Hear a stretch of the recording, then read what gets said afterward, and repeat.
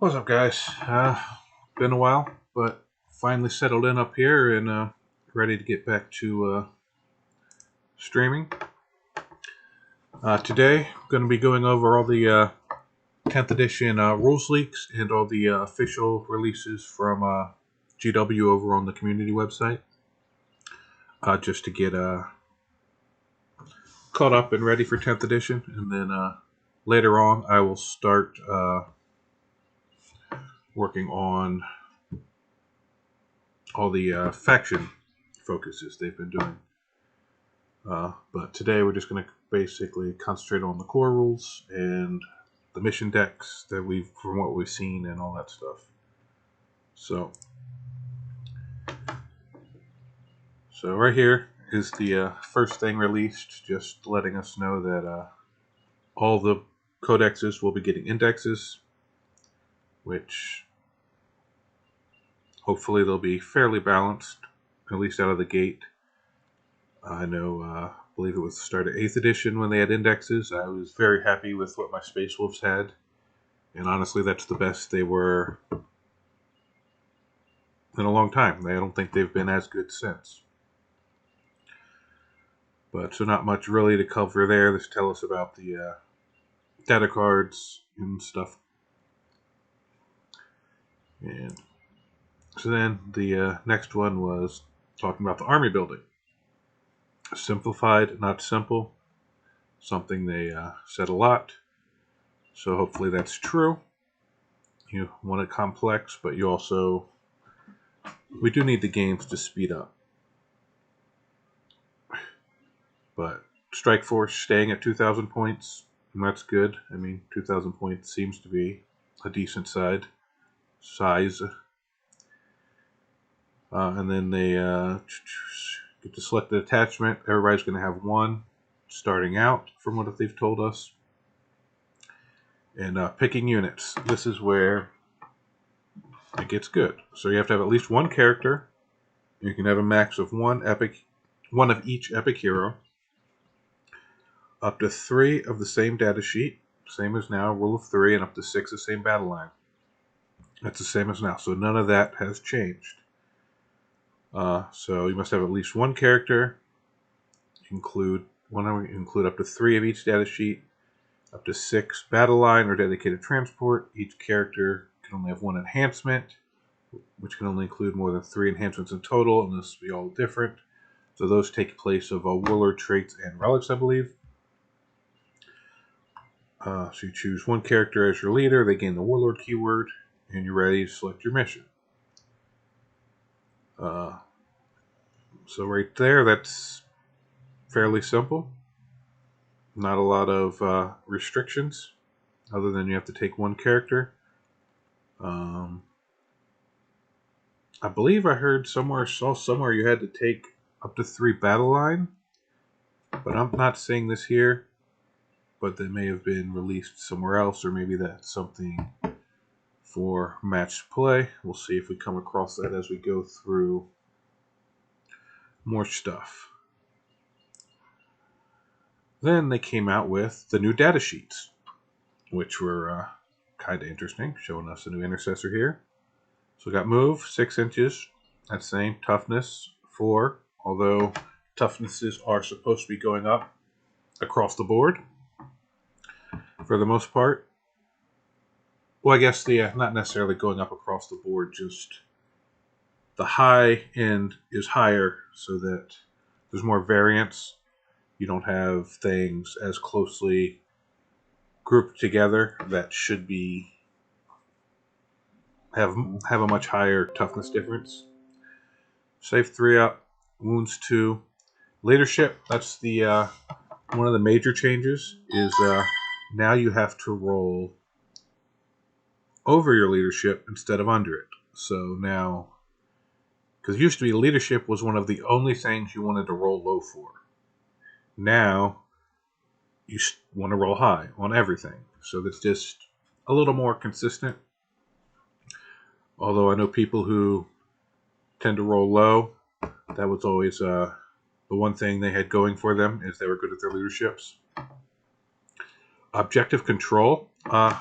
So now instead of OBSEC, not OBSEC, each unit gives you, or each model in a unit gives you a different number of objective control. You just add up the total objective control on each objective to determine who controls it. Which I like that a lot better. Like the days of one lone objective secured guy running up and taking an objective from a knight or a Terminator squad just never seemed to me to make a lot of sense. But I understood what they were trying to do, give troops a useful role.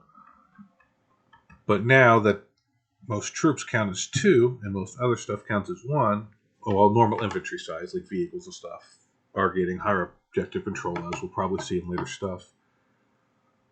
So troops are slightly better, but they don't auto-take it from other units, which I think is much better. Then what else? Anything else good in here? Leadership. Yeah. So it's leadership 6 is equivalent to the old 8. So basically on 2d6, 7 is your normal middle baseline. So something that was an 8 before was just 1 over 7. So if it's a 6, it's 1 under 7. So like the highest leadership we've really seen yet, I think, is a 5, which would have been equivalent to a 9 in 9th edition. So we haven't really seen anyone down to a 4, which would have been the equivalent of a 10. So that's really interesting because there were leadership 10 all over the place. Like Necrons had it on everything. So that's going to be a pretty major change, especially since I think Battle Shock will actually be a lot more impactful than leadership was in the last edition. So it's actually something that's going to matter. And here's just some weapon profiles. APs have gone down for the most part. 1 attack, 3+. So bolt pistol didn't really change. Close combat weapon. And your attacks are now on your weapon, not on your actual data sheet, as you'll see. Movement, toughness, wound, save, leadership. So we don't see weapon skill, ballistic skill, or attacks on here anymore. I believe those are the only 3 things missing that used to be here. Those are all now incorporated into your weapon. Attacks, ballistic skill, attacks, weapon skill. Oh wait, do we have toughness? Oh, there's no strength up here either. So you no longer have strength on your data sheet. So I don't know that there was a lot, but I know there used to be a few things that made you take strength checks or tested against the strength of the model. That's not going to be a thing anymore, it looks like. So your strength will always be determined by the weapon. So that's not a huge change, but an interesting change, I would say. And then what else about the data? That's pretty much all there is about the data sheets. I got the leaks pulled up over here. I'm not going to be actually showing them on the stream. Only the official GW releases will actually show the pictures of. Just seems like the best way to handle that. This was about the new Terminators. Terminators are up to toughness 5. Still 2 up save, still 3 wounds, 6 up leadership, which is the same as an 8, which I believe at least the sergeants used to have a 9, if not the rest of the squad. Then you can look at the weapons, devastating wounds, blast. I'll go over the whole weapon keywords later. I'll do a whole thing on that, so I'm not going to get into those right now. Rapid fire, yeah. So let's get into all that later. Stratagems we'll get into later, so not much really to get into on that. I hear they're telling us faction rules are going to be leaner and cleaner in the new edition, which is nice. Not sure if this is where they actually talk about stratagems going down. This is where they get into the Adeptus Strikes Oath of the Moment, but I'll get into hyper adaptions. I'll get into all that when I do the individual streams. So not much really to go over on that one, or the individual faction focuses. Leaders now joining squads. I've played since 2nd edition, so that's not really something new to me. I know a lot of people have joined over the last couple editions, so that will be something very new to them. I actually always liked that better. I didn't like the change. Like, I feel like they should be leading squads, although you used to be able to leave one squad and join another, and you weren't really restricted on which squads you could join. So that will be the one thing that will be new, is once they join a squad pre-game, they're stuck with that squad till the game's over. But I don't necessarily think that's a bad thing. It'll be something we adjust to, just like everyone adjusted to characters being on their own before, those of us that played before. So it'll be weird and take some getting used to, but I think in the end I like that better than them just being running around by themselves. All the lookout sir and all the weird stuff with that just really, I don't know, I led for some janky things like, oh, I'm within 3 of this squad that's hiding, but I'm out in the open, but you can't shoot me. None of that. So now if you do that, you can target the character and the wounds will go to the squad first, but you can do damage, as opposed to before, oh, I can't shoot him, I can't see the squad, I can't do anything to that. So I like that. I prefer there to be less non-interactive things in the game. Just I believe it makes it better for people.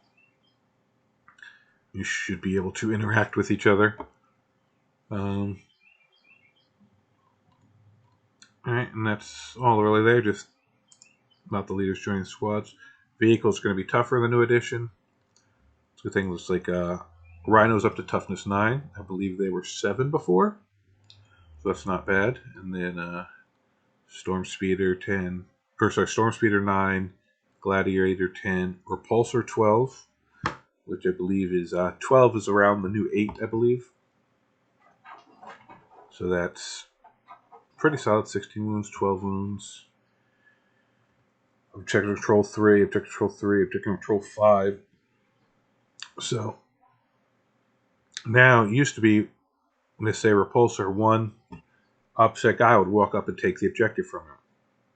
Now, if you have a troop unit with Objective Control 2, they've got to get 3 models on the objective before they steal it from the tank. And if it's another type of infantry that's only Objective Control 1, well, now they've got to get 5 models on there to even contest it, not even take it. So that's good. Like vehicles,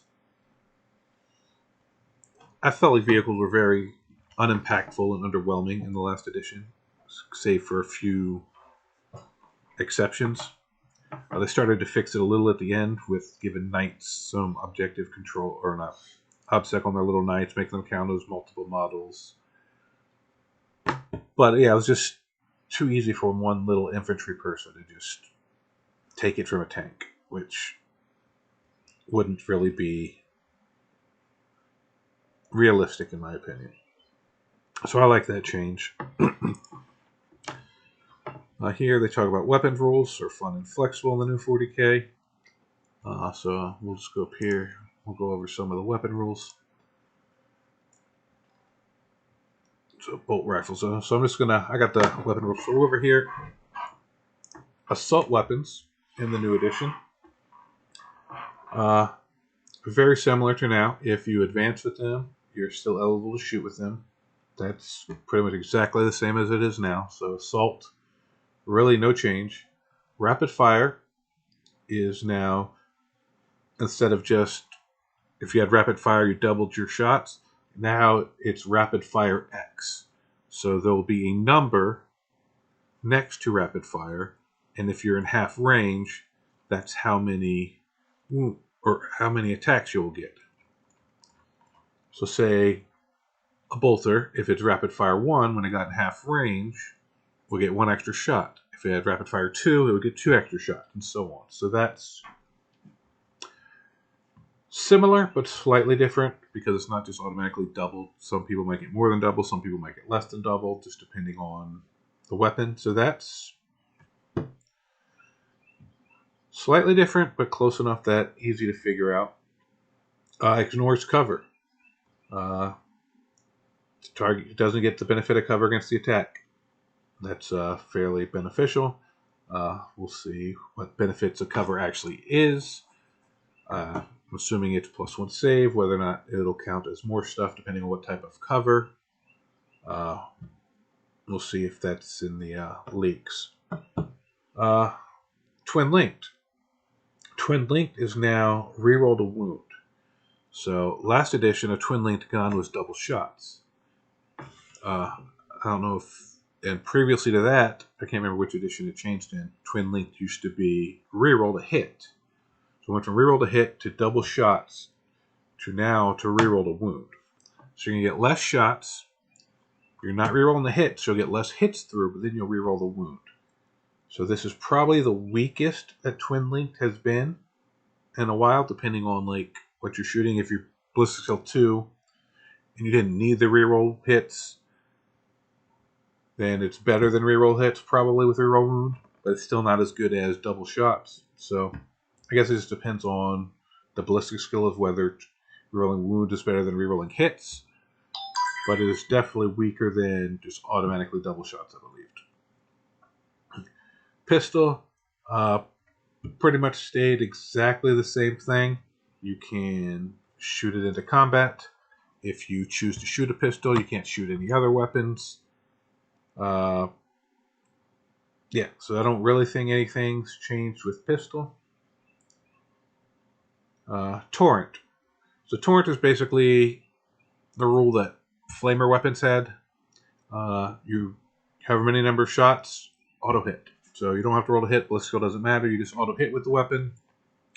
Move on to your wound rolls, and fairly simple and self-explanatory. Lethal hits. So if you get a 6 to hit, it's called a critical hit in the new rules. If you get a 6 to wound, it's called a critical wound. And a lot of these abilities will trigger off of that.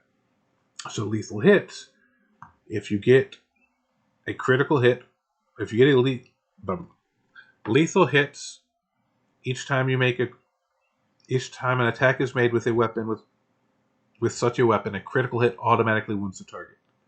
So basically, all that's saying is 6s to hit, automatically wound. If you played Votann or anything like that, you're used to that. That's something that's fairly prevalent in the game right now. So lethal hits is 6s to hit, auto wound. Lance weapons. Weapons with the lance in their profile, known as lance weapons. Each time an attack is made with this weapon, if the bearer made a charge move, add 1 to the attack's wound roll. So this isn't like Dark Lances, Bright Lances. This is more like what Rough Riders or something have, like a unit that charges in with a lance. If they hit, then they get +1, or if they charge, then they get +1 to wound. I don't know how many units have lances, but it's in there. So if you have a lance, it's a decent rule. Indirect fire. Weapons with indirect fire in their profile are known as indirect fire weapons. Attack be made even if the target is not visible to the attacking model. Same as it's always been. Attacks and destroy enemy models on target even though none may be visible to the attacking unit when you select the target. Same. If no models in the target unit are visible to the attacking unit when you select the target, then each time the model in the attacking unit makes an attack against the target using an indirect fire weapon, subtract 1 from the attack's hit roll, and the target has the benefit of cover against attack. So that's a little different than now. I believe now it's -1 ballistic skill and +1 save, so that if there's an additional -1 and you're in cover, they would basically be -2 and you'd be +2 to your save. They got rid of that, so indirect weapons are still nerfed, but only about half as strong as it was before, which I think that's fine because indirect really kind of got just pushed out of the game when that happened. They were super strong, especially in Tau, and then they went to almost useless in anything but guard. So now they'll be decent. And if you draw a line of sight, then none of that happens. So that's decent. Precision. Weapons with precision in their profile are known as precision weapons. Makes sense. Each time an attack made with such a weapon successfully wounds an attached unit, if a character model in that unit is visible to the attacking model's player can choose to have the attack allocated to that character model instead of following the normal attack sequence. So basically, this is your new sniper rule.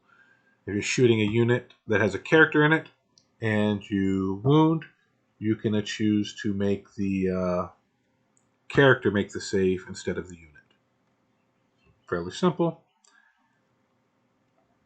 Blast weapons. So blast has changed slightly. It used to be if there were over 5 models, minimum 3 over over 10 models, so basically 11 or more, you would get max shots. Now, for every 5 models in a unit, you add 1 to the number of shots. So, if it's a 5-man unit, you get, let's see, I believe it says rounding down. Rounding down. Yeah. So, if it's 4 or less, nothing happens. If it's a 5-man unit, if it's 5 to 9, you get +1.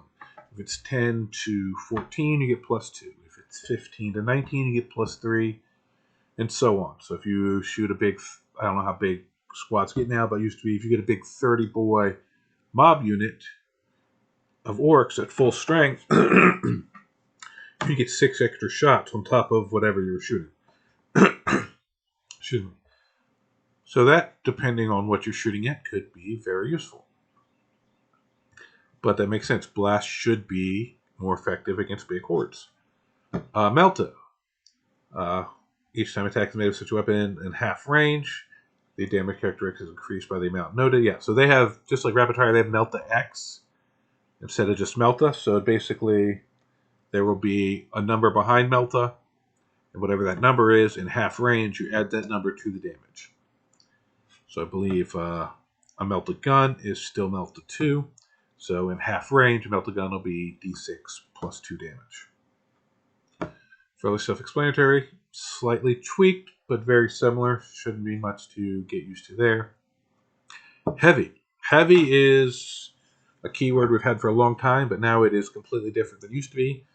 Used to be if you moved with a heavy weapon, you were neg 1 to hit. Now, if you remain stationary with a heavy weapon, you get +1 to hit. So it used to be if you had ballistic skill 3, and this is another thing about them putting the ballistic skill on the weapon profile. So say most of your guns and your weapon on your unit are ballistic skill 3, they could just make it ballistic skill 4 on the heavy weapon. If you stay still, you'll be hitting on 3s. If you move, you'll be hitting on 4s.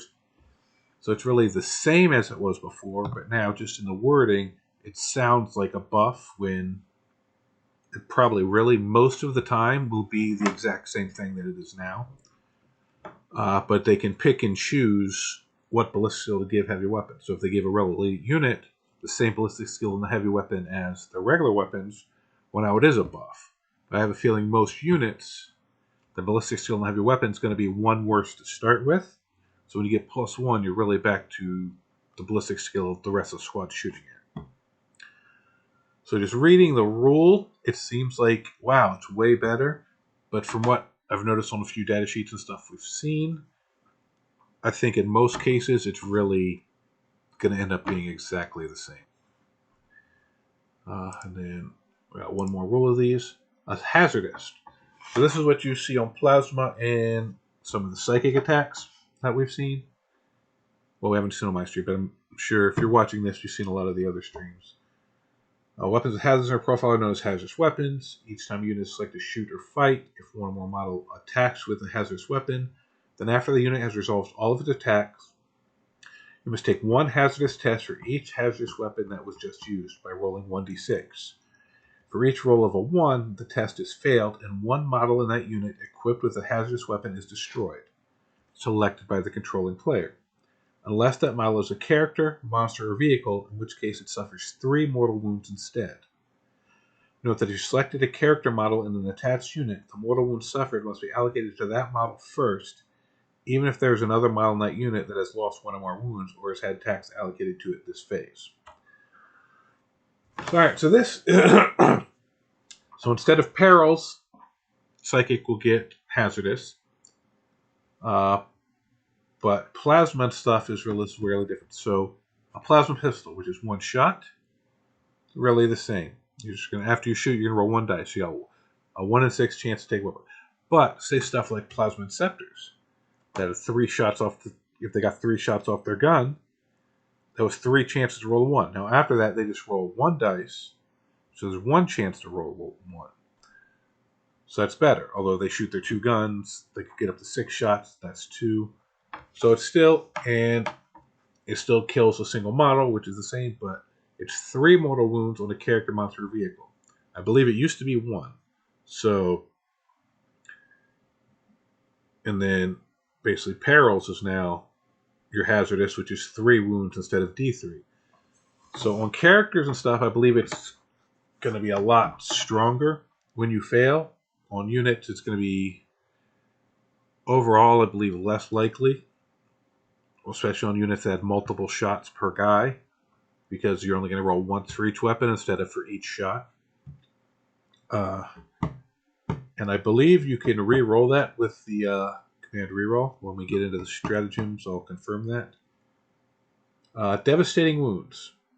So weapons with devastating wounds or profile are known as devastating wound weapons. Each time an attack is made with such a weapon, a critical wound, which is a 6 to wound, inflicts a number of mortal wounds on the target equal to the damage characteristic of that weapon in the attack sequence ends. So this is basically weapons with devastating wounds. You roll a 6 to wound. Whatever the damage of the weapon is converted to mortal wounds. Fairly simple, but could be very useful because are some weapons and abilities that make you get critical hits on stuff other than 6s. So on those, it'll be really strong. Sustained hits. Sustained hits X, so that's the same as like Rapid Fire and Melta. Whatever that, the X will be a number depending on the weapon. And those, on a critical hit, you get a number of extra hits equal to the X. So sustained hits 1, you roll a 6 to hit. You want extra. Sustained hits 2, 6 to hit is 2 extra, basically like old Tesla. So, pretty simple. So a lot of this stuff is stuff we have now, but just combining stuff in different units and armies had the same rule, but worded slightly differently and named slightly differently, so that technically this one worked in this way, but that one worked in that way in this situation. So this just cleans all that up, so they all have the same rule, and that's should make it a lot easier for everybody. Extra attacks. So this is on close combat weapons. So basically, you pick one weapon your model has and you fight with it, with whatever the attacks are. If a weapon has extra attacks, you can swing that in addition to your one normal weapon. But the extra attack weapons can never gain bonus attacks from any other way. So, like, say you, for some reason, get +1 attack when you attack. That would go on your main weapon, but you wouldn't also get that on the extra attack weapon. It would only get the attacks listed on its profile. Anti. So anti-infantry, anti-tank, anti-vehicle. I guess anti-vehicle and anti-tank are the same thing. Anti-monster, anti-bike, whatever. So there'll be anti-things, and there'll be anti-whatever, and then X plus. So basically, if a wound roll of whatever, so say you have anti-infantry 4+. On a 4+ to wound, you do critical wounds. So if you have an ability that triggers off critical wounds, like we saw with devastating wounds, so if you have anti-infantry and devastating wounds, a 4 to wound, you would do that many mortals that equal to the damage of the weapon, and mortals can carry through squads. If you have hitting somebody that has a good invul save, so you have anti-monster, and then you have devastating wounds, so anything, whatever, if you rolled the number of the anti-weapon, you would then do those mortal wounds and get around the invuls. So So anti-solid, but all it does is give you critical wounds. So it really just depends on what abilities that trigger off critical wounds that weapon or model has, onto how useful the anti is on that particular model. Because it doesn't actually, a critical wound doesn't actually do anything on its own other than triggering abilities that happen off of critical wounds. And so, all right, so that's all the weapon rules, at least all the ones that were shown in this leak. So for the most part, simplified, consolidating things, some slight tweaks, but overall seems fairly straightforward and simple. And then now, make all the phases count. So okay, even the very basic game have been simplified to make the game smoother and faster without losing depth. Alright, the same as before, simplified, not simple. So let's see. So we have the command phase. You muster strategic resources, and you test your unit's battle readiness. That'll go into the battle shock. So let's start running through these phases. Alright, so start your command phase. For anything else, both players gain 1 CP. Command points are strategic resources you can spend during the battle to use stratagems. Find more about stratagems. Alright, so we don't have that, but you get 1 CP at the start of your turn, just like now. If you have any other rules that need to result in the command phase, you do so now before progressing to the battle shock test. So you hand out any buffs or anything like that at the first part of the command phase before you get to battle shock. So just, something to be aware of and take note of. I know most people are fairly forgiving with, oh, I forgot to hand out my chapter master rerolls, if that's still a thing, but I already did my battle shock. Most people go, oh, cool, yeah, obviously, go ahead and do that. But some people, depending on the situation, might be like, too late. And in certain cases, that may be warranted. Because, say, the unit that they most likely would have given it to somehow failed a battle shock test, now they're going to give it to someone else. Well, no, you probably would have gave, so then, so it just depends on the situation. But just try to do it, that kind of stuff, before the battle shock test, just so you remove feel bads and you remove your opponent possibly thinking you're trying to, he just want to make sure they pass their battle shock before, just stuff like that. So just that'll be something to adjust to. Just make sure you hand out all your buffs before you move on to your battle shock. Which now, battle shock, basically morale, happens in your command phase, not the end of the battle round. Which is interesting, and we'll see how much that actually impacts the game. Alright, so in this step, you must take a battle shock test for each of your units on the battlefield that is below half strength. To do so, roll 2d6. If the result is greater than or equal to the best leadership characters in the unit, the test is passed. Otherwise, the test has failed. The unit, until the start of your next command phase, the unit is battle shocked. Alright, well, the unit is battle shocked. The objective control clears all of its models is 0. So that's huge. You fail a battle shock test, you can't control an objective. And most likely, objectives will score at the end of your command phase, as they do now. So that would be after your battle shock test, because it's in your command phase. So if you fail that, you could possibly lose an objective, even if no one else is on it. If you sit on it all by yourself, fail the battle shock test, you have 0 objective control on it, even though they have no models. You do not control this objective. So that could be very impactful if you fail. If a unit falls back, you must take a desperate escape test for every model in that unit. I'm not sure exactly what desperate escape is. I'm assuming it's something like Desperate Breakout Now, where you have to roll d6 and possibly lose models. So in that case, you're possibly losing models or stuck not falling back. And then you cannot use stratagems on that unit. So depending on, it's your go turn, you're going to go, they do some damage to your unit, get it just below half, but it's still got 3 Terminator or something strong in there. You were going to go kill a little troop unit or something. You're going to give them +1 to charge, some sort of stratagem on them. Now you can't. So I think morale is definitely going to have a bigger impact on the game this edition, which is not going to cause you to lose models other than desperate escape tests, but you don't automatically lose one guy and then have to roll to see if more run away. So your models don't run away; they just kind of duck and cover and aren't real useful for a turn. But you can still move with them, you can still shoot with them, you can still charge with them, so they're not completely out of the game, but they do lose some effectiveness.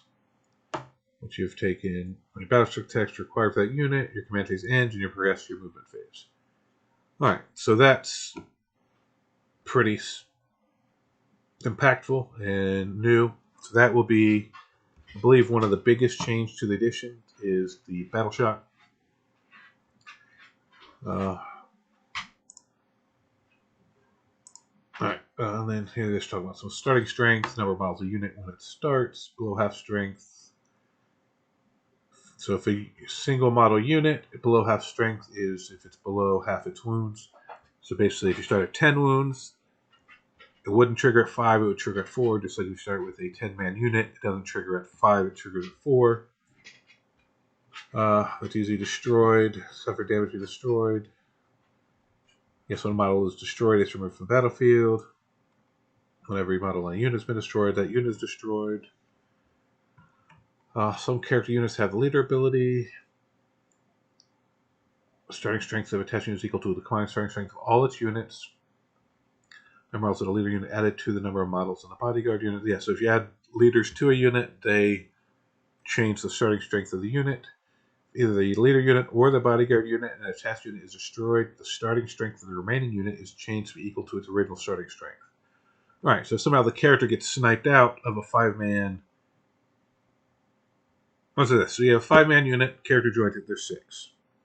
So say the squad loses 3 guys. They're not below half strength. They lose one more guy, they're down to 2. Just the character and a guy. Now they're below half the strength, have to take battle shot. That last guy dies. The commander is now not below half strength as long as he's above half his starting wounds. On the other hand, say you have the 6-man squad and the character gets sniped out. Well, now the squad counts as starting squad of 5. That's not a great. Because they still trigger at 2 because the 5-man unit, 3 isn't below half. So say you had a 10-man unit with a character in it. If they lost 6 guys, so they'd be below half. But if one of those was the character, now they're at 5, which is half of the original 10. So now they're not below half. So I don't know how. I figure most of the time the character will be the last one to die. So really most of the time trigger once the character's alone. But that's not. There will be situations where it's not, and I don't think it's something that will come up a lot, but when it does, it's something worth remembering. And then after that, we go to the movement phase. The movement phase, pretty much the same as it is now. You can no move, advance, or remain stationary unless you're in engagement range. You can, if you're in engagement range, you either remain stationary or fall back. After you finish moving, select another unit. So I don't really see. Oh, this is the one change. You can move your models over each other. So now it's not. You're less likely to block yourself if one unit rolls a low advance roll and the other unit behind them rolls a high, and they're like butting up against them. So now infantry and stuff can move through each other. Monster and vehicles can't move through each other. When moving a monster vehicle models, such models can be moved over other friendly monster vehicle models and must be around them instead. Yep.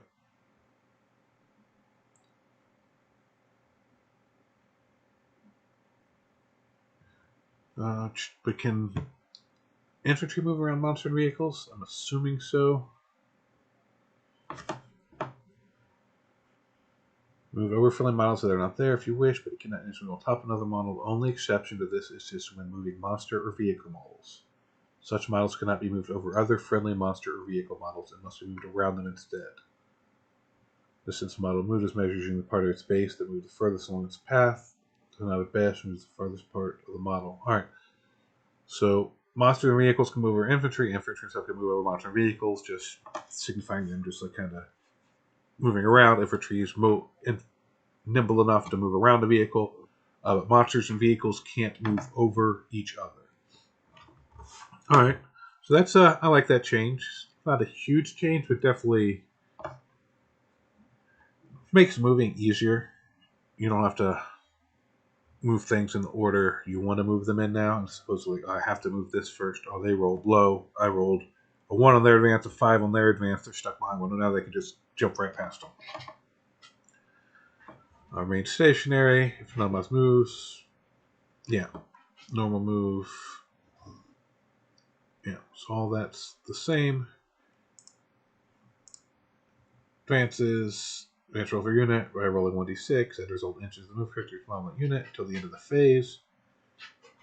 Moving distance is less than or equal to this total, but no model can be moved within engagement range of any models. You cannot shoot or declare a charge at the same turn in advance, obviously, unless you have special rules for that. Fallback. When a unit falls back, each unit can make a fallback move by moving the distance in inches less than or equal to its move characteristics. And when doing so, you can move it within engagement range of any models, provided it is not in that move within engagement range of any models. That is not possible. That unit cannot fall back. Alright.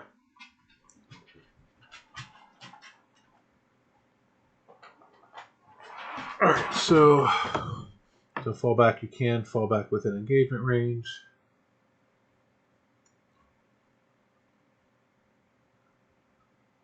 So this will just making it even harder to trying to get rid of the tri-pointing stuff, I believe.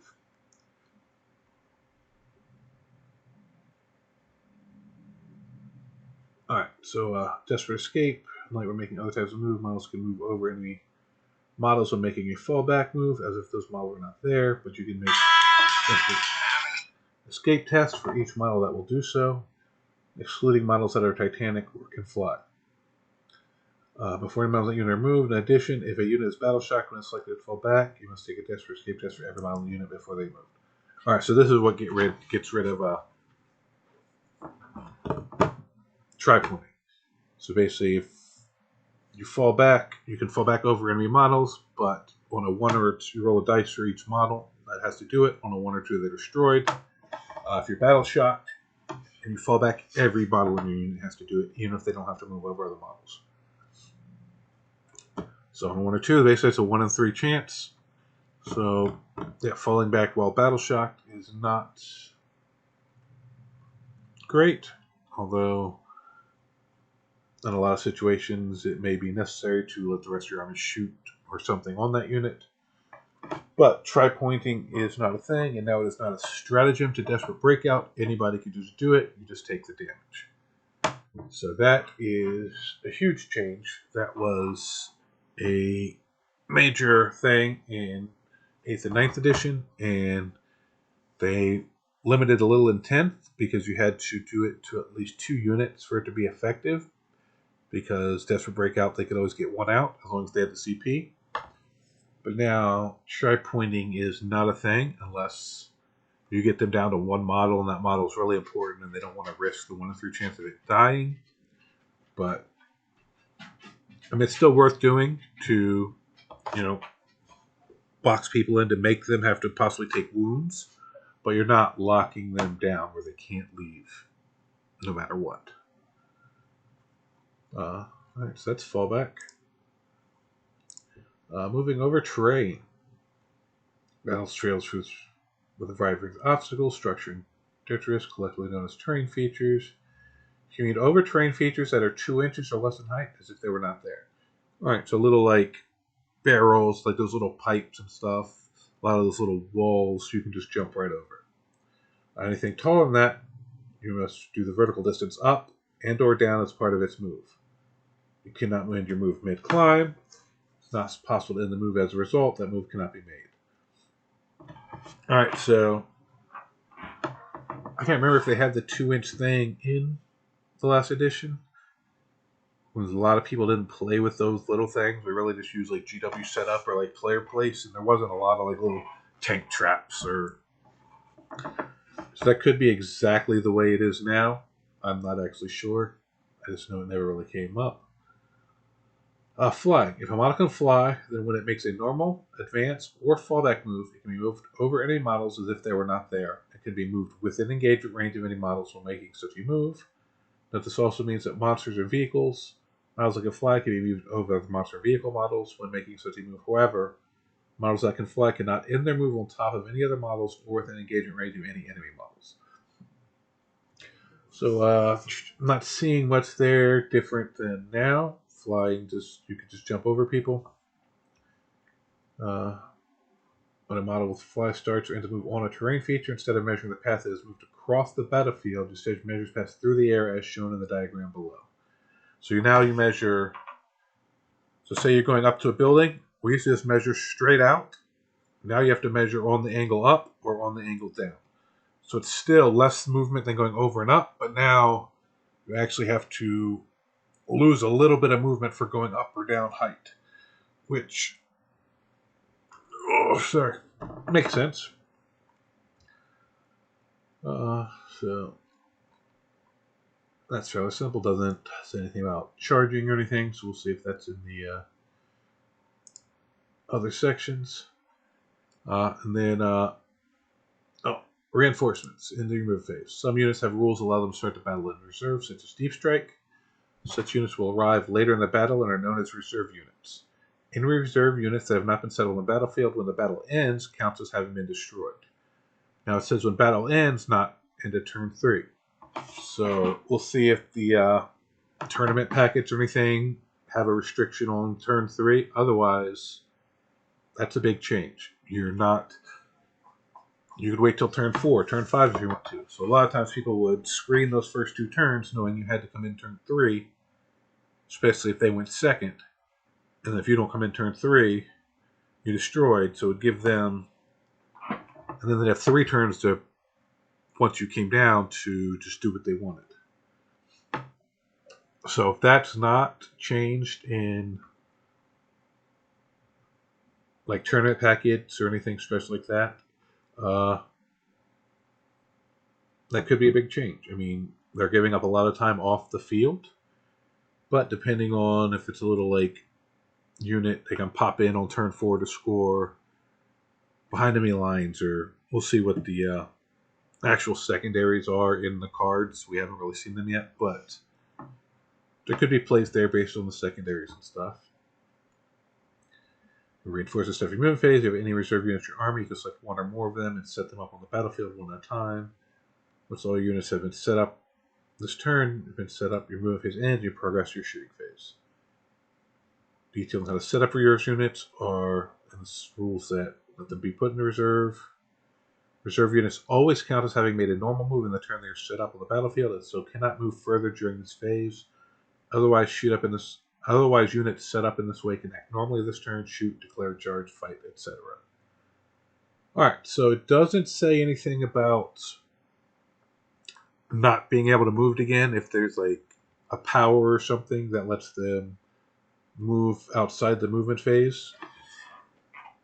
But we'll see if there's anything that interacts with that. But right now it doesn't say they can't move. So they can't move any further that phase.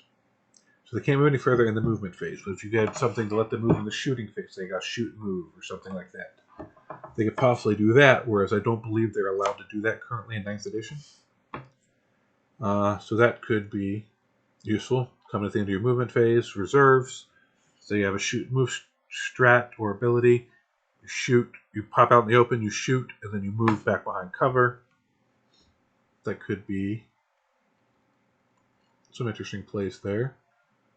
But that's fine. That seems, for the most part, the same way as it is, other than that little bit of wording there, and then the no turn 3. But while we have reinforcements, let's go look at strategic reserves. So, some slight changes to strategic reserves. It used to be up to half your army. Now it is up to 25%, which is 500 points. But that only says strategic reserves, not reserves, period. So you could put 500 in strategic reserve and then deep strike other units, possibly. Or if you have, we'll see what other kind of reserve strat or abilities there are. Right now, the only two I've seen are deep strike and strategic reserve. So the way I'm reading this is you can put 500 strategic reserve and still be able to deep strike other units and be perfectly legal. Browse all the units you wish to place in structures, 25%, which is 500 in strike force. Cannot arrive in their forces steps of your movement phase, so they can't come in until the second battle round, same as now. Those not on the battlefield at the end of the battle count as destroyed, same as it said in the other part. During the second battle round, you must be set up with wholly within 6 inches of any battlefield edge, but you cannot be within the opponent's deployment zone. And then starting turn 3, wholly within 6 inches of any battlefield edge. It no longer says you can't come in on the enemy's edge. So now you have access to all 4 battlefield edges after turn 3, or starting turn 3. Whereas before, you were just limited to the 3. You could never come in on your opponent's battlefield edge. But that is no longer a case. So that's a strong adjustment. Strategic reserves cannot be set up within 9 inches horizontally of enemy models. So that's when you're... So horizontally, I guess that's straight out. So they're not measuring on the line from like an objective or anything. I guess because people were getting that some, like if you were on a building 9 inches away on the angle, you could get like an 8 or 7 inch charge instead of a 9 inch charge once they gave the 5 inch engagement range up. So that's cool. That says 9 inch horizontal. So that should be, you don't measure on an angle, you measure straight out line. So that's interesting because you could be on like the 3rd level of a building and it's still 9 inches straight out from you.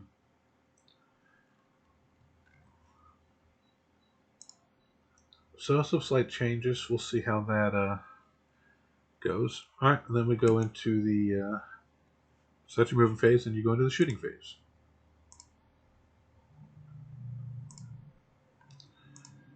So this, for the most part, looks pretty the same. You can't shoot if you advanced or fell back, unless you have special rules. Oh, here it is. You must select enemy units. You can only select enemy unit if the target, if at least one model in that unit is both within range of that weapon and visible to that attacking model.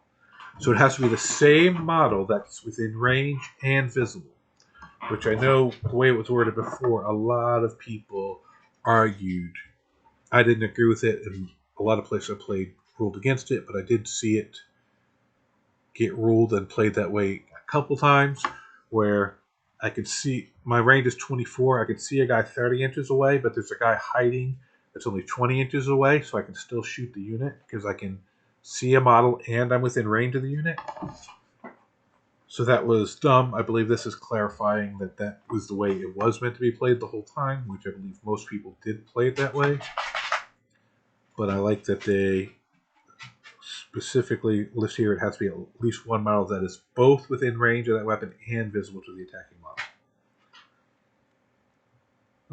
For you to select the target, all of its ranged weapons, that's the same. A lone operative, this is for characters, unless part of an attached unit, see leader, page 39. This unit can only be selected as a target of ranged attack if the attack model is within 12 inches.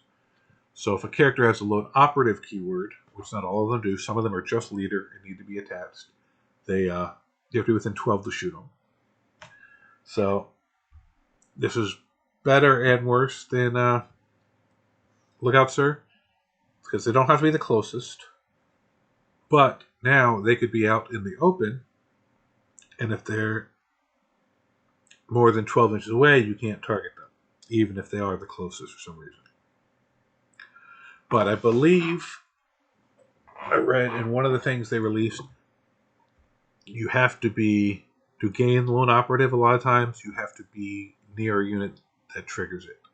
So, like, I can't think of the examples, but if he's out in the open by himself with no one around him, he doesn't get the lone operative keyword. So you can't be like it was in last, what, 8th edition, 9th edition, where you could put a character all the way in the back on an objective, nothing around him, out in the open, but unless he was closest or they had a sniper, they couldn't do anything about it.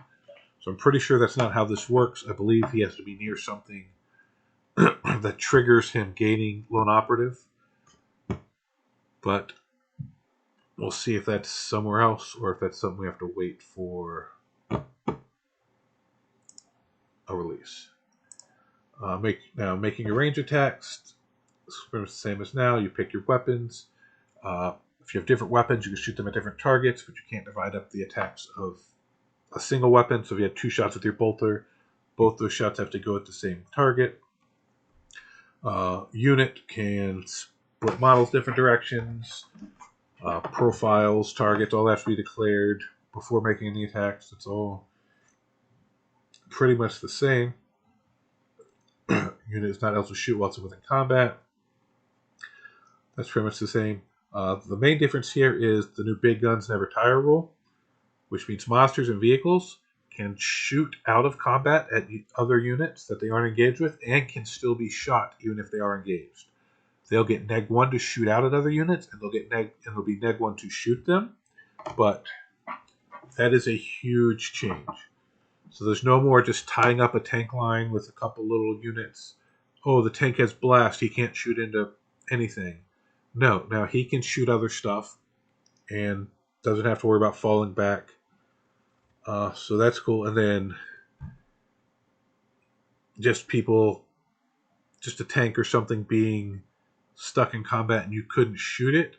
Like, oh, his tank charged my Terminators or something, and they didn't kill it. Well, if they fall back, they can't attack it, but so now you can shoot it, and the Terminators can still charge something else over there if you kill it at shooting because they didn't fall back. So that's a significant rule change, but it makes sense, I think. Because most infantry is so much smaller than a lot of the big vehicles that why wouldn't you still be able to hit it, and why wouldn't it still be able to shoot out? So that's I like that rule change. And then stealth. Every model unit has this ability. Each time a range attack is made against it, subtract 1 from the hit roll. So if a unit has the keyword stealth or gains the stealth ability, they're neg1 to hit. That's all pretty self-explanatory. Making attacks. Make an attack, make 1 hit roll for that attack, rolling a d6. This is equal to, roll is greater or equal to the ballistic skill you hit. I mean, this is all pretty much the same. This is where they go into critical hits. The modified hit roll of 6 is called a critical hit. So, so just to clarify, it is an unmodified hit roll of 6. And a hit roll can never be modified by more than neg1 or neg1 or +1, which is the same as now. Wound roll, same thing. Rolling a d6. Wound chart stayed the same. Toughness and strength equal 4 up. Strength higher than toughness 3 up. Strength double than toughness 2 up. And going the other way, toughness higher than strength 5 up. Toughness double strength 6 up. So that's exactly the way it is now. 6 is to wound a critical, unmodified 6 to wound a critical wounds. A wound can never be modified more than neg1 or +1. If attack successfully wounds a target, the player controlling the target allocates the attack to 1 model on the target unit. If a model on the target unit has already lost 1 or more wounds, or has already had attacks allocated to it this phase, that attack must be allocated to that model. Otherwise, that attack can be allocated to any model on the target unit.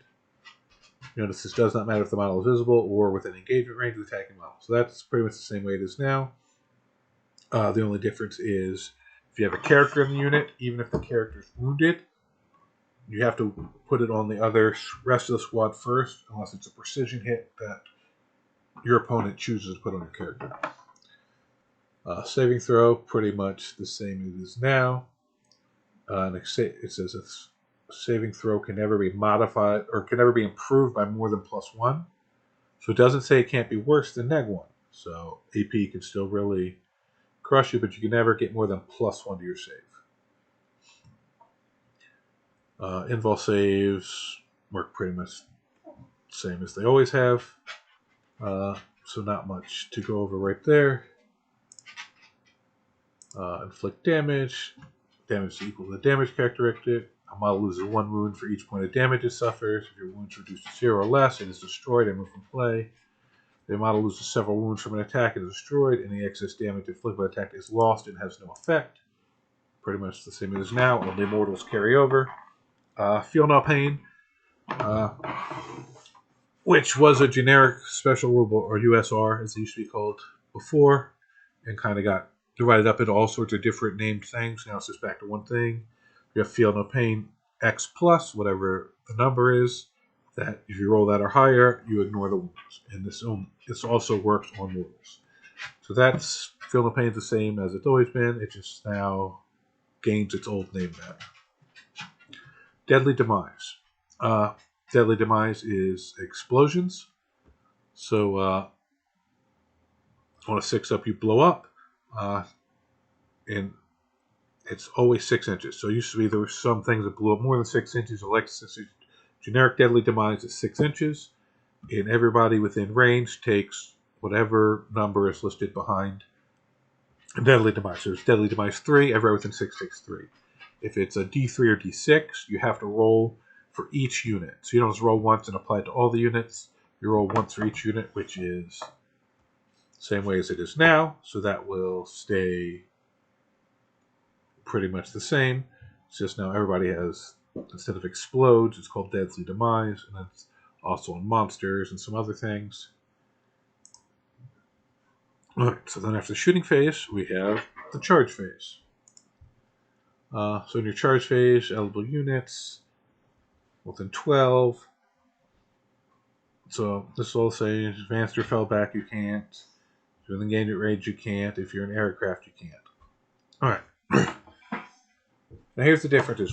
The main difference here is if you pick multiple units, you still have to be able to engage all of them. Where does it say engagement range?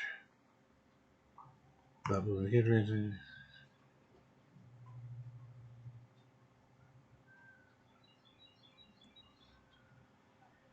Alright, I'm not saying that I actually list engagement range right here. I'm assuming it's still 1 inch. So charge bonus, each time unit makes a charge move until the end of turn. Unit has fights first ability, so that's still the same.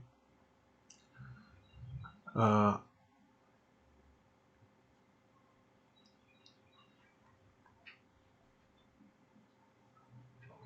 so it's if you have the movement to get into base to base, you have to.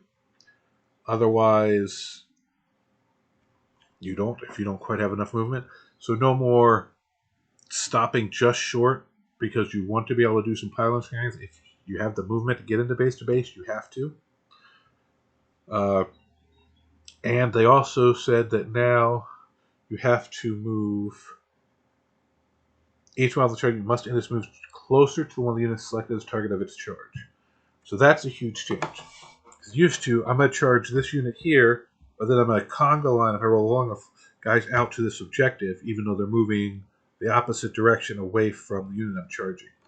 So that's gone.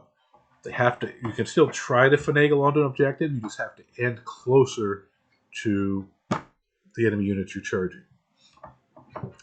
So that's interesting change. Probably a good change. Makes more sense. So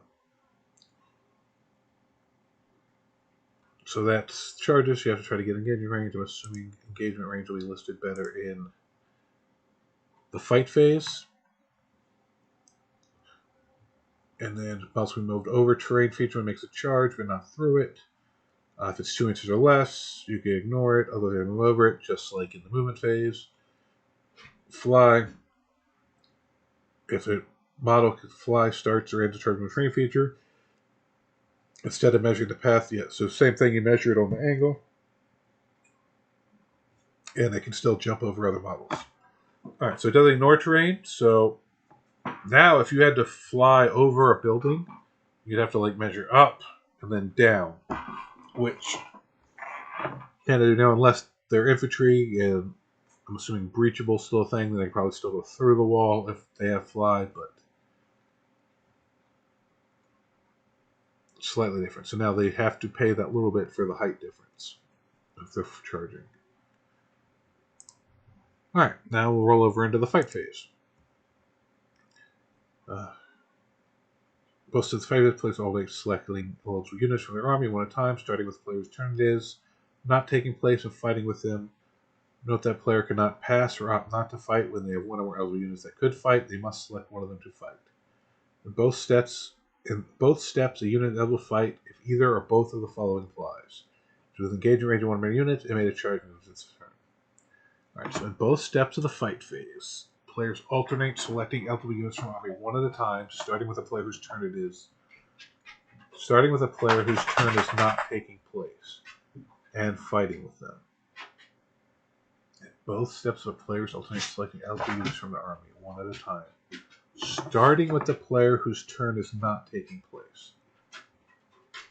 Alright, so it looks like even if you charge, if they have a fight first rule, like most of Slaanesh did, and I'm assuming might in the new edition, so say I charge a Slaanesh unit, even if I only charge one unit into one of their units, they get to choose first. Interesting. Yeah, because it says in both steps of the fight phase, players alternate selecting eligible units from their army one at a time, starting with a player whose turn is not taking place, and fighting with them. That's a big nerf to charging armies if you're charging anybody who has fight first.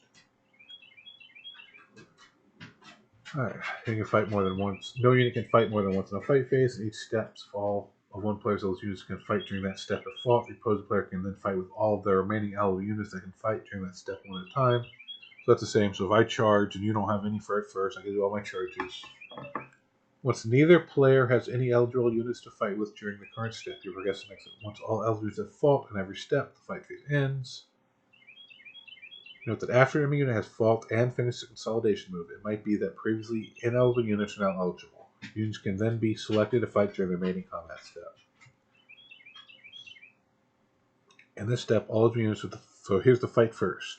In this step, all eligible units with the fight first ability fight. Remember, this will include units that made a charge move this turn and that have a charge bonus. Fight first. Use this ability able to fight. To do so in the fight first step, provided every model unit has this ability. Alright, yeah, so there's nothing there that changes what it said before. So even in the charge or fight first portion of the round, the player who's not your opponent, so if it's your turn, your opponent would get to choose first, even if you charged. Not a big fan of that. In this step, remaining combats with all remaining eligible units. This includes any units with fight first ability that were not eligible to fight at the start of the fight phase, but have since become eligible to fight. So if some got like piled into. Interesting. So I'm not seeing anywhere here where it actually said what engagement range is. Huh.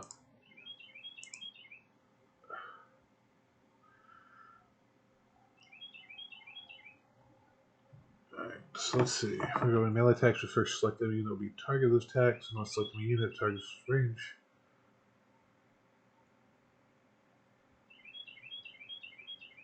Yeah, I'm trying to see here if it says.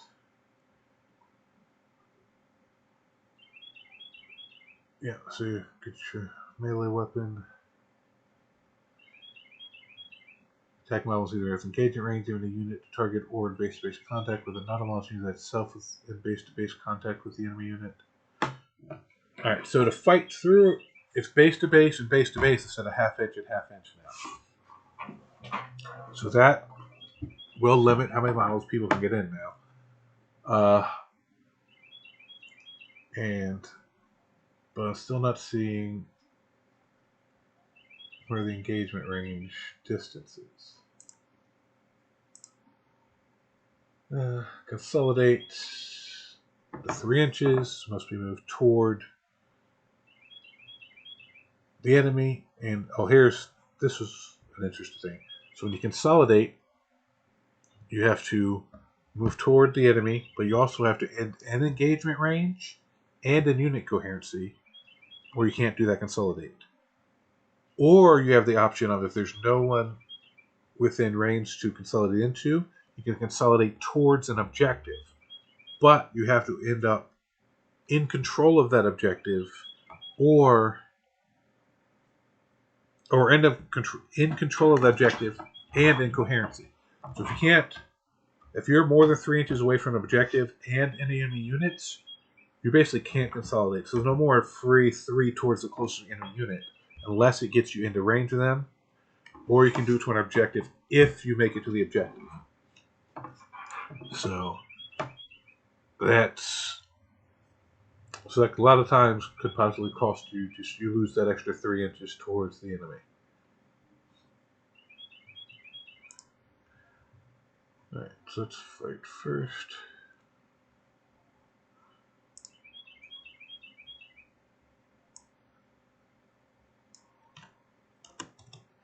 Yeah, I didn't see anywhere the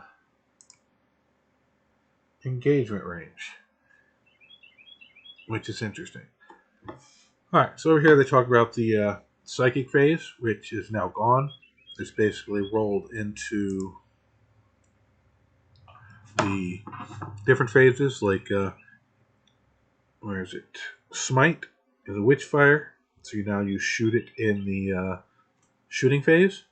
It has 2 options. The focused one has Devastating Wounds and Hazardous, so you can potentially do mortals, but you can also potentially take mortals. Whereas if you just shoot regular, there's no chance of paralysing, but you don't do mortals. You just get D6 shots, Strength 3, Strength 5, Neg 1, D3 damage. But 24 range. You gain range, but you lose mortals. But instead of just possibly 1 D3 or D6 as you roll the height, you could have potentially 6 D3 depending on dice. He gives you 4 up against psychic attacks. That's cool. There's the Weird Boar, Edbanger, Precision, Psychic. So that does not have Hazardous, and that it's only 1 shot though, but he can snipe characters with that. It's only 1 damage. Here it is. While the model's leading unit, add 1 to the strength of damage character of this model's Edbanger weapon for every 5 models in that unit, rounding down. But while the unit contains 10 or more models, that weapon has the Hazardous ability. Add 1 to the strength and damage characteristic. Alright, so say he's leading a 20-man boy unit, that's plus 4 strength and damage, so that'd be strength 10, 5 damage. It's only 1 shot on a 4-up, and now he's hazardous, so he can hurt himself, but then his staff is psychic and does decent damage.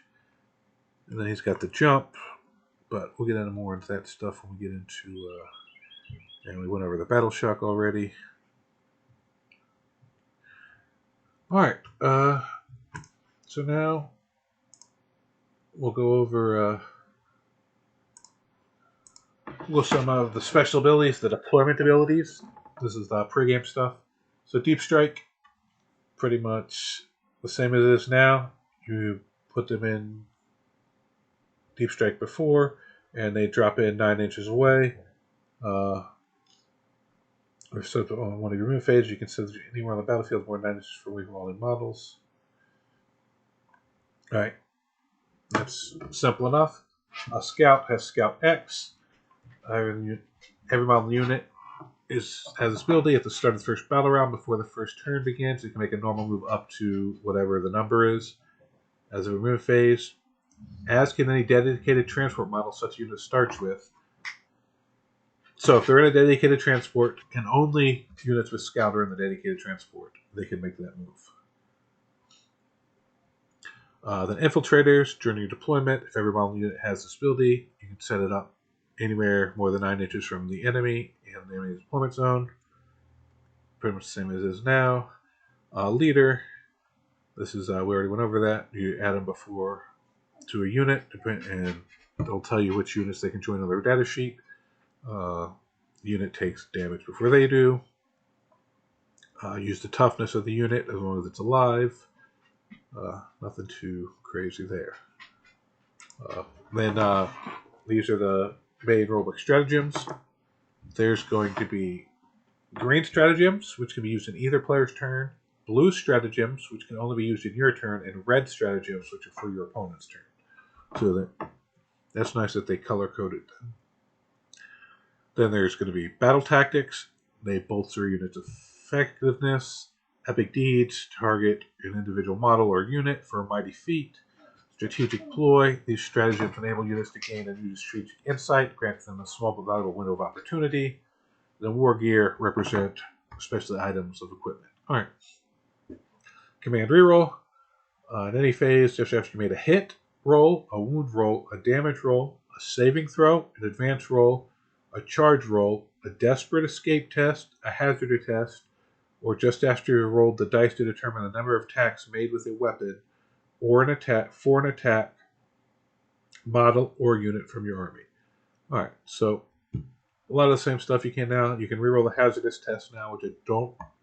What was a hit roll before? So you could reroll overcharge stuff before, but now you can reroll that. You can reroll the desperate escape, which I don't think you could have rolled before for desperate breakout. So that's something nice. That's 1 CP. Counteroffensive 2 CP.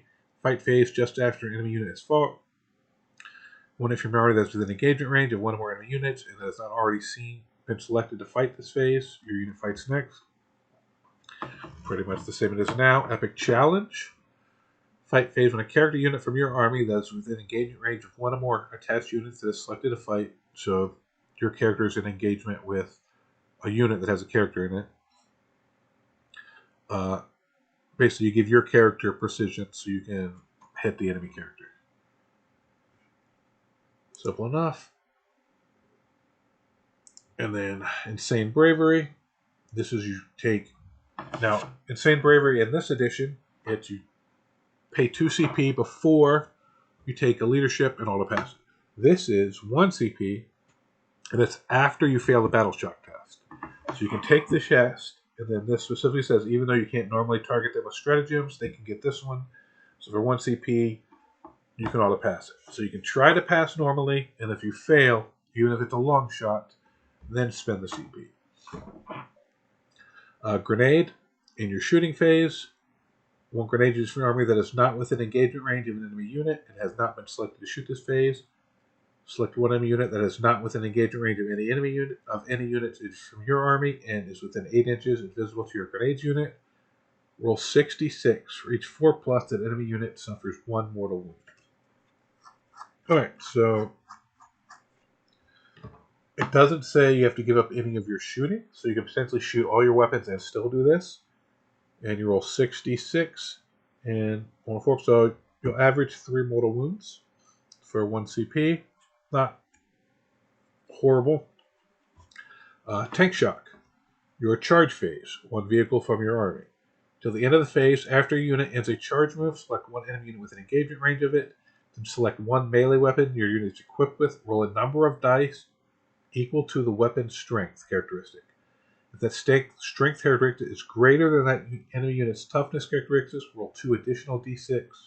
For each 5+, that enemy unit suffers 1 mortal wound up to a maximum of 6 mortal wounds. So depending on what vehicle you're doing this with, like you do it like a Land Raider or something that's, assuming their weapons will be like strength 8 to strength 10, that should be more than, should be getting like 10 to 12 dice. So it'd be, you do like 3 to 4 mortals there. That's something, because a lot of times vehicles aren't that good in combat. Here's another. This is a really good one. Rapid Ingress. End of your opponent's movement phase. 1 unit from your army that is in reserve. Your unit can arrive on the battlefield as if it were the reinforcement step of your movement phase. You cannot use the stratagem to enable a unit to arrive on the battlefield during a battle round. It would not normally be able to do so. So that's nice. You can do this, pop down at the end of your opponent's turn, movement phase, and then on your turn be able to move. And so this is really solid, especially if you can drop somewhere safe, out of line of sight, put yourself in position to move out and be able to shoot something cool, or to move up and charge something good. Yeah, rapid ingress, I think, and that's only 1 CP. I think that's going to be a very strong stratagem. Fire Overwatch. Now this is 1 CP, but now it's after your opponent moves in the movement phase or the charge phase.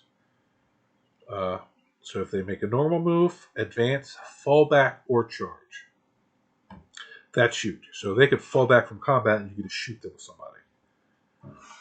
1 unit from your army is within 24 of that enemy unit, and that would be eligible to shoot if it were your shooting phase. That's huge. You had to wait till someone was trying to charge you. Now they could charge a different one of your units, and then you shoot that as they're charging. That's great.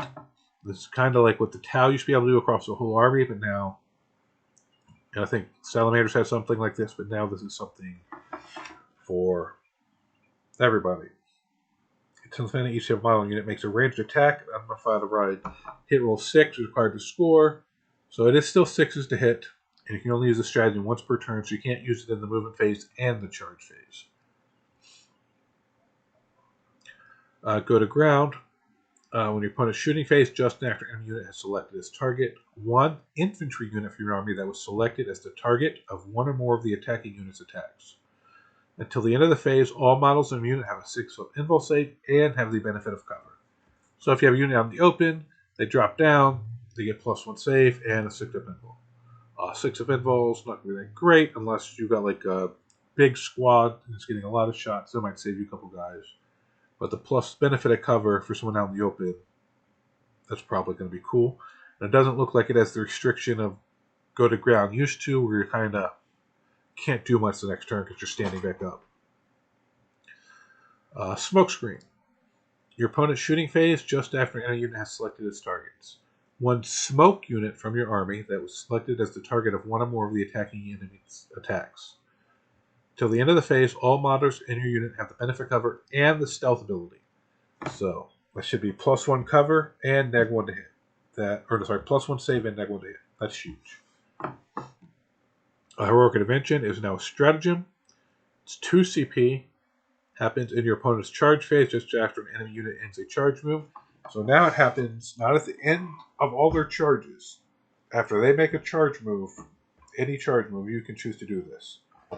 1 enemy unit from your army is within 6 inches of that enemy unit, the one that just made the charge, and would be eligible to declare a charge against the enemy unit if it were your charge phase.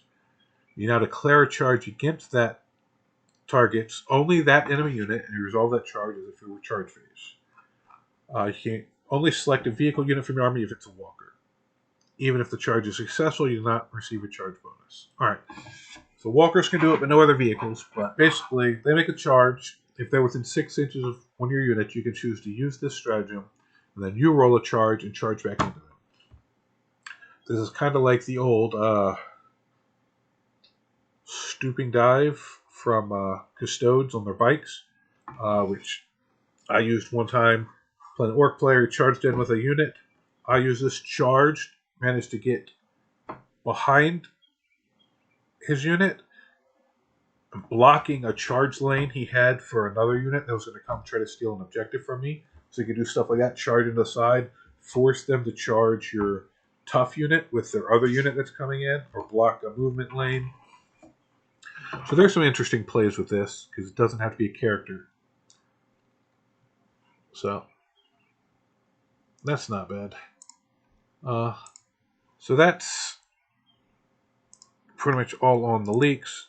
Here's some of the stuff about transports, which I really like, because I didn't see any of the transport stuff in the leaks, at least not where I looked. Firing deck. This is cool. Rhinos and stuff used to have this kind of stuff, so now you can shoot models out of stuff, possibly, not just open-top vehicles. Mechanics can heal stuff. Rapid deployment. Units can disembark from the Torx even as advanced. So you can get out of vehicles even after they move, but not if they advance. But obviously, Torx has a special rule for that. I'm assuming Pulsars will, because they used to. Land Raider claims his assault ramp, meaning you can declare a charge the same turn you disembark. That's huge. Looks like Wolfen, Gravis, Terminator can get entrenched in the repulsor. So we're removing the Primaris and Firstborn Marine restrictions from getting in vehicles for the most part, it looks like. That's solid. It's like one of the units hit by one more attack in phase. Alright, so Falcons can give you real. So vehicles are getting a lot more cool rules. You can move and get out and shoot, which is huge. Some can advance and get out and shoot. Some can let you charge out of them. Some support. Like vehicles, I believe, are going to be much more useful and a big part of this edition, which is really cool because I used to love in older editions when you'd have guys in rhinos, you move your rhinos up, you get out. Like the game's more mobile. Vehicles are tougher, so you're not just losing guys to alpha strikes. I find it's just speed of armies and tactical choices are better. Hopefully, it'll help limit all the alpha strike stuff. So, I'm really excited about transports. I can't wait to see points and stuff like that, so I can start playing around building lists. I got some ideas in my head, but we'll see what the points shake out to. All right, and over here we got the new missions and gambits. So I like that we're not going to have just 9 set missions. There'll be a little more variability, but most of it will be familiar. So that's cool. You're going to have your secondary missions and your gambits. I like that you have the option to take 2 secondaries you like and just stick with them all game, or those who like the Tempest of War cards from before, you can alternate through playing. Not sure which way I'll go without seeing the deck and stuff like that, but we'll see how that plays out. Personally, I do like to have a kind of set plan most of the time.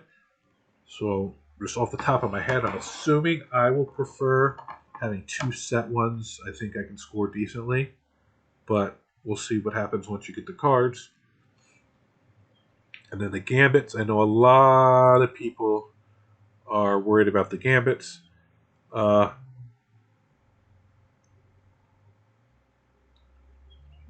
Yeah, so the Procedures plan is cool. That lets you, oh, I'm taking a gambit. No, I didn't. And then maybe get them to trick them into taking a gambit or something.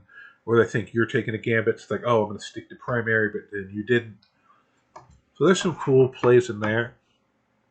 And I know a lot of people like really worried about, oh, you pull off this crazy thing, you roll a high 12, and you get 30 points and auto beat me. But you get 2 turns to keep scoring primary too. So if they completely give up on primary, there's a good chance you're scoring a 20 to 30 anyway. So they're really probably, in most cases, in best case scenario, if they hit that lucky roll, gaining a 10-point advantage, which means the game had to have been about to play out within 10 points. So if you're crushing somebody by like 30, 40 points, it's not going to really swing the game. So I don't think it's going to pull someone from getting crushed to a win, but it could pull someone from, they math it out and, man, I can only get like 15 primary the next couple turns and I'll lose by 5 points, 10 points. If I can limit, keep their primary down and then pull this off, I can jump. So though it's going to be closer games, which I don't know if that's better or worse, but it's not going to be like, oh, I'm crushing you. This random thing jumps. It's going to be, oh, this is a close game, and you're just going to eke me out no matter what I do. Let me go for this Hail Mary, which isn't very reliable. So if there's a chance you can still pull the game out with some good plays and a mistake or two from your opponent, you're probably better off sticking with primary anyway. So going for the gambit is a long shot. So I don't know. I think the situations where it swings the game are going to be limited. I'm sure it'll happen on a major event on a stream at a big, and then it'll be a big deal again. But I think the percentage of games it happens in where it swings who is going to win or lose is going to be very minute. But that's my personal opinion. We'll see how it actually plays out once they come in. And this is just talking about the math on it here, which I kind of agree with for the most part. Uh, so that's really it. I am kind of excited about 10th edition. I really liked Ninth edition. I liked 8th edition. 6th and 7th I did not like. I think the game is at a great point. Um, just because so many new people are in the game. It went from back when I started playing, like I started playing in second, but that was like at my house with my sister and my little brother. But like third edition is when I really started playing like tournaments and stuff. And an RTT was 6 to 10 people. If you had 8 to 10 people, like you had a good turnout. Like that's just the way it was. But now, dude, I don't know how often I consistently go to events where there's 20, 30 people at an RTT. Not to mention the GTs, like LVO, the foul, like the type of events that we have access to now is just amazing. Like the size of the community, the amount of people, the level of people. It used to be, I mean, I hate to say this, but back in the day before the internet and all that was so prevalent, the top guys, for the most part, were really toxic. They would cheat, they would fudge dice, they would like badger you and berate and just like wear you down to get their way on little simple rules interactions, and like they weren't enjoyable people to play against. They weren't enjoyable people to deal with. And since a lot of people have games are streamed now, so people online can see these behaviors, and just a lot of people like the Brohammer guys that I played with down here when I was in Florida, like the top guys were good people. They started beating that old guard and pushing them out and doing it the right way. And like the John Lennons, the Richard Siegler, Mark Perry, like all those guys from down here were awesome. And then yeah, then they teamed up with Nick, and like so now you got people who they're not just trying to beat you to win events. They're trying to teach the game, and they want to beat you because they're better at the game than you, not because they got you. I pulled one over on you, or how you didn't see this rule coming. Uh, I mean, that does happen because the top level players know everything so intricately, and a lot of the others people don't. But they aren't intentionally using gotchas for the most part that I see. It's just you get them in a situation, and there's 400 stratagems. They know them all. I'm like, oh, there's this neat stratagem no one ever uses. I know who can get me out of this. Whereas the average person wouldn't know that. So that's the main real difference I see for any of that. So I'm back over here looking at the charge stuff, seeing if I can find anything that says anything about engagement range. But this leak doesn't have all the pages, so it's possible I'm just missing it. But I'm not actually seeing the actual distance for engagement range. I'm going to assume for now that it's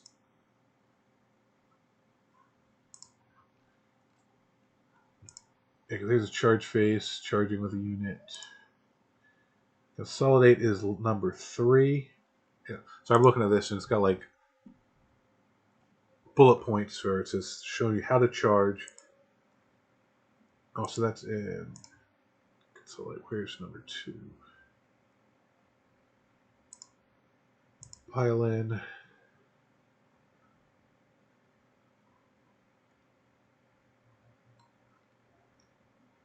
I'm assuming we're missing a page here because I'm not